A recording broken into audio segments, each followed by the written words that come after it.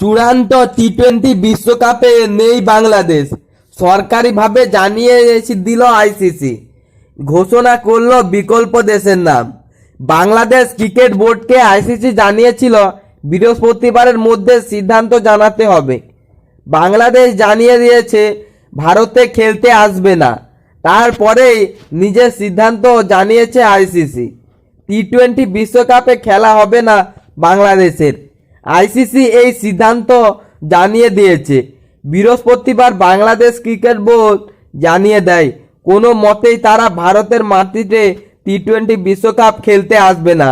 তারপরে নিজেদের সিদ্ধান্ত জানিয়েছে আইসিসি।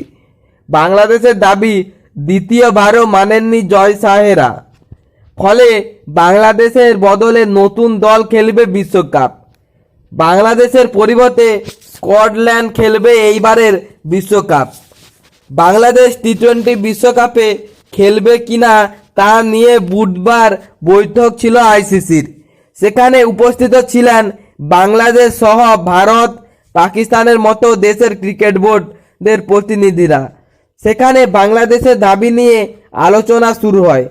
টি-20 বিশ্বকাপ শুরু হওয়ার আগে এভাবে সূচি বদলের বিভিন্ন সমস্যার কথা আবার ব্যাখ্যা করা হয়, কিন্তু অনড় অবস্থান বজায় রাখেন বাংলাদেশ ক্রিকেট বোর্ডের সভাপতি অনিমুল ইসলাম।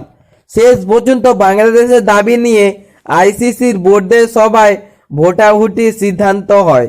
তাতে অধিকাংশ বাংলাদেশের বিপক্ষে ভোট দেন। ফলে বিসিবির ম্যাচের কেন্দ্র বদলের দাবি খারিজ করে হয়েছে। বুধবার ক্রিকবাজ জানায় আইসিসি বিসিবিকে জানিয়ে দিয়েছে বাংলাদেশ সরকারের সঙ্গে আলোচনা করে একদিনের মধ্যে চূড়ান্ত সিদ্ধান্ত জানাতে হবে। না হলে বিকল্প কোনো দেশকে টি-20 বিশ্বকাপ খেলার সুযোগ দেওয়া হবে। সূচি বা ম্যাচের কেন্দ্র কোনোভাবেই বদল হবে না।